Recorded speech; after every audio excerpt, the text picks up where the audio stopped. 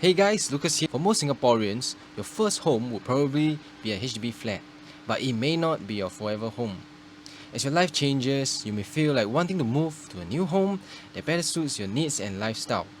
Maybe you want to move closer to your parents, or to your workplace, or even the top school for your child. Or perhaps you may even just want to move closer to nature so you can enjoy fresher air. But you're not really sure if it's worth to pay the higher price tag for the condo or if it's even possible for you. To help you with that, we have come up with this ultimate guide upgrading from HDB to condo. And we have also helped our clients upgrade from the HDB to condo smoothly without ABSD and without moving twice. Click here to listen what they have to say after working with us. As this guide is quite comprehensive, we will break it down into two main parts. The first part will be more of a discussion where we explore the reasons why you might be considering to upgrade from HDB to a condo, as well as the pros and cons if you do so. And the second part will be the technical part of upgrading, the eligibility conditions, the upgrading methods and timelines, as well as the financial numbers of doing so. For upgrading from HDB to new or resale EC, you can watch it here. There are also timestamps so that you can watch the relevant sections that you want. Welcome to part 1. So you're probably on the fence right now. Should I upgrade to condo or should I not? Usually, the 3 common reasons why people upgrade are: number 1, lifestyle. As you've advanced in your career or business, you get a choice to upgrade your lifestyle. Number 2, expected value appreciation. There's this common concept that condos will appreciate more than HDB.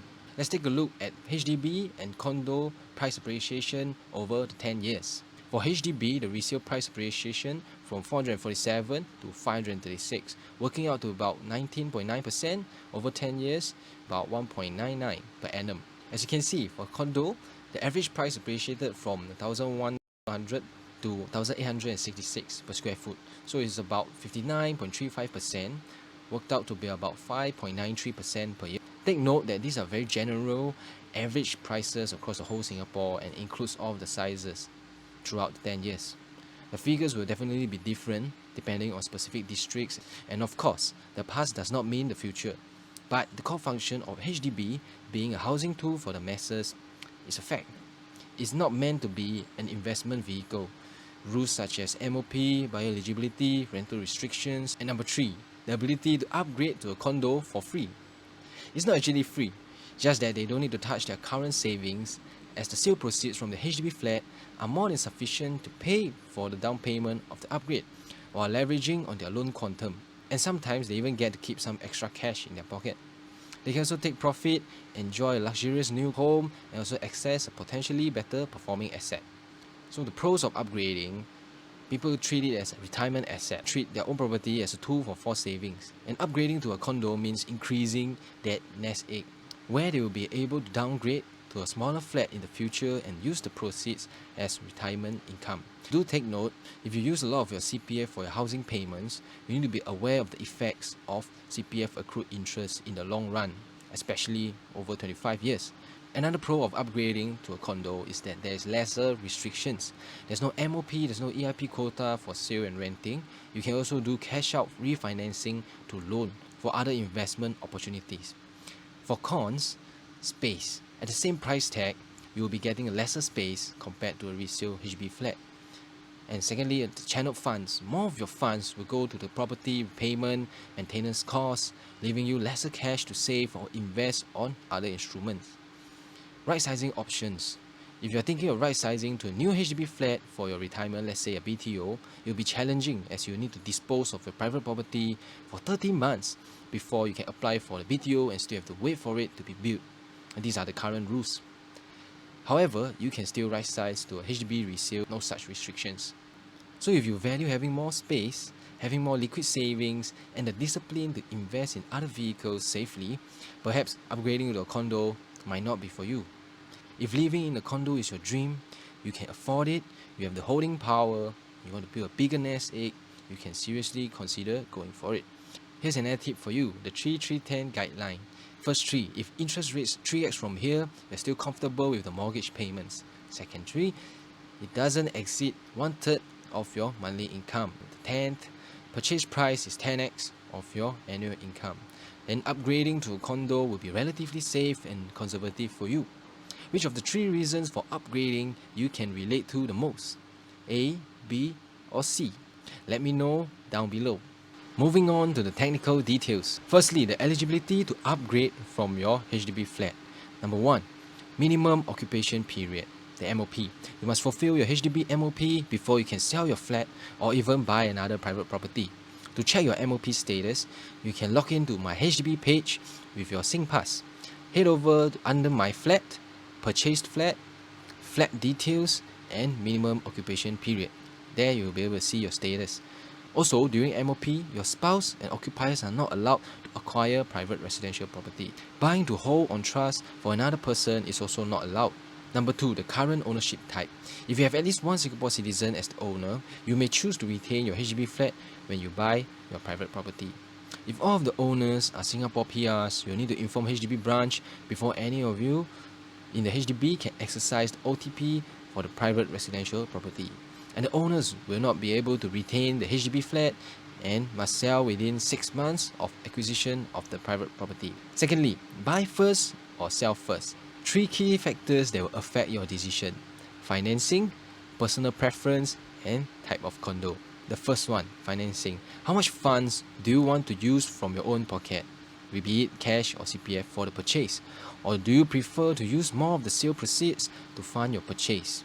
Do contact your preferred banks or mortgage specialists to get a free bank IPA so that you know how much loan that you can take, how much are the monthly payments, and you can start to explore the loan packages to see which one suits you better. And when you find the right unit, you'll be more ready. Number 2, personal preference. Some of my clients are okay to move twice during the upgrading process, but most of them prefer to only move once to save the hassle of packing as well as searching for a rental unit. And sometimes, you may also have found your dream unit first and want to secure it before it's gone, but you still haven't found the right buyer for your HDB flat, so you may consider to buy first. Number 3, the type of condo that you're looking for will also affect your decision as well as your expected time frame.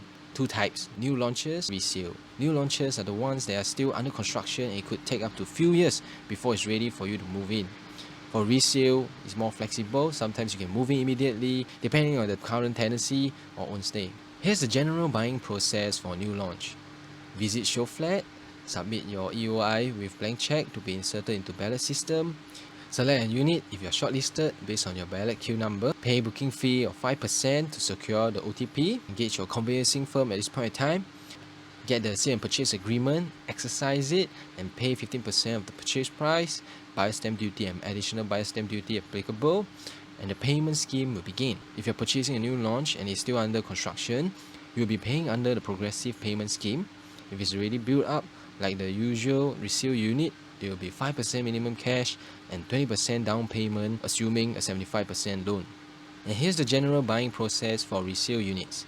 You can go for physical viewing of the unit, shortlist the units that you like, you pay 1% option fee to secure the OTP, engage the conveyancing firm, exercise the OTP with 4% option fee, as well as the buyer stamp fees and additional buyer stamp duty if applicable. Normally it takes about 12 weeks completion. You pay the balance 20% of the purchase price 2 to 3 weeks before completion, and upon completion you can collect the keys at your law firm. With this in mind, let's discuss the method of buying first, sell later. 2 things to take note. Number 1, loan to value limit. If you still have an outstanding loan on your HDB, you'll be subjected to a reduced loan to value of 45% or down to 25%, depending on your circumstances. Do note that if you sell a house first, you won't be subject to this as you clear your first loan. Number 2, ABSD. You'll need to fork out the ABSD on top of the usual buyer stamp duty and apply for ABSD remission within 6 months if you choose to sell your HDB flat later. If you want to keep your HDB flat as an investment property, you won't be able to get any remission.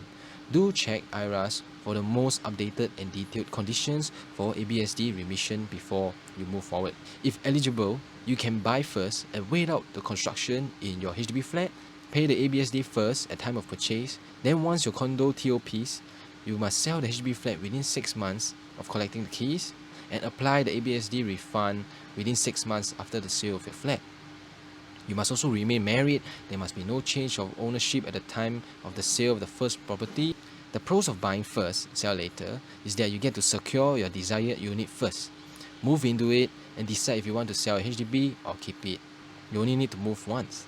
The cons are that it will be heavier cash outlay for you because you need to fork out from your pocket. You may be servicing 2 loans at the same time while you wait for it to build up. ABSD amount is also at risk if you are unable to sell the HDB flat within the timeline. So if you sell first and then buy later, selling first allows you to have a fresh loan to value limit and you don't need to fork out the ABSD.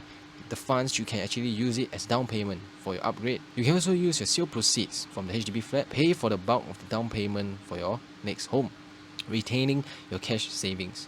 Though this will mean that you may need to find a temporary home while you wait for your new home to be ready to move in. If you're planning to use the sale proceeds of your HDB flat to buy a new launch, sell your HDB flat first, find a temporary place of stay for a few years while waiting for it to build up. Do take note, HDB sale process takes about 3 months to complete, and if you want to use CPF funds from the sale, plus 5 more working days for the CPF funds to be in your account. If you want to upgrade and move into your new home within the next few months, you may be looking for resale units, and process is similar. There is one more method where we have helped our clients successfully upgrade from HDB to condo without any ABSD and without moving twice. Check out the case study here where we go through the details step by step. The key to it is timing. For example, property A and property B. We usually start looking for their new home, property B, simultaneously while marketing their current property, which is property A, for sale with extension, and time it so that they can get the option for their property B as soon as possible after the exercise of the option of property A. Our clients will need to pay for the 5% minimum cash upfront from their own savings for this method, but they won't need to move twice. We can also time it in a way that they can also use the sale proceeds from property A to pay for the remainder of the down payment for property B. Do take note that this method will mean that property B should be ready to move in within the next few months. The pros of this method is that there's no ABSD risk, you get a higher loan to value limit, lower cash outlay from your own pocket, and only one loan to service, and you only need to move once. The cons are that any unexpected circumstances from either side of property A or property B could affect the whole process, and that's why we always have a contingency plan. And another con is that you may miss out on the ideal unit if you got taken up during the gap of viewing and waiting for the exercise of property A. Thirdly, the financial calculations of the upgrading. Before you make the final decision on whether to buy first or sell first, make sure to do the numbers. We have an upgrading calculator for the sell first method for condo resale, assuming that you are a Singapore citizen currently owning 1 HDB flat, as well as your eligibility to take the loan amount of 75%. If you're considering the buy first method, or if you're a PR looking to upgrade, do contact me to discuss. Here's a quick guide on how to use the calculator. The link will be right here. So first, we click start here. We want to find out your sale proceeds after you sell your HDB flat. Key in your expected selling price. If you're not sure, you can just click the blue button to contact us and we can help you figure that out. For outstanding loan, if you took a HDB loan, log into my HDB page with your SingPass, click purchased flat, financial info, and find out your outstanding balance. If you took a bank loan, just call up your bank loan officer and check with them. For the CPF numbers, log into CPF website with your SingPass, click My CPF, go to Home Ownership, take principal amount withdrawn and accrued interest. Plug it into the calculator and click Calculate. You'll see your sale proceeds broken down into cash and CPF plus accrued interest refunded. Next, you can click the Buy tab, key in your purchase price and click Calculate. You'll see the breakdown of the down payment, buyer's stamp duty, legal fees, etc. This calculator will also show you the remaining cash plus CPF savings that you will have, which was deducted from your HDB sale proceeds. Do take note that these are just estimated figures as we still don't know the full details of your specific situation. There are also various costs and considerations involved in the upgrading process that may not be so obvious and may not apply to every single person. Hopefully, this guide has given you a thorough understanding if you are thinking of selling a HDB to upgrade to a condo. If you would like us to help you handle the whole upgrading process smoothly, do WhatsApp us at 8333 0360. Thank you for watching.